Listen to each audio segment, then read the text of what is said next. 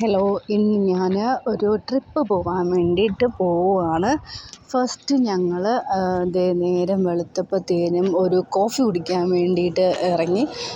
സ്ഥലം ഏതാണെന്ന് അറിയത്തില്ല, അറ്റ്ലീസ്റ്റ് നല്ലൊരു അറ്റ്മോസ്ഫിയറൊക്കെ ഉള്ള ഒരു സ്ഥലമാണ്. ഞങ്ങൾ കോഫി കുടിക്കാൻ വേണ്ടി പോയി. അങ്ങനെ ഞങ്ങളെല്ലാവരും, എൻ്റെ ഫാമിലിയും എല്ലാവരും കൂടെ ചേർന്ന് കോഫിയൊക്കെ കുടിച്ചു.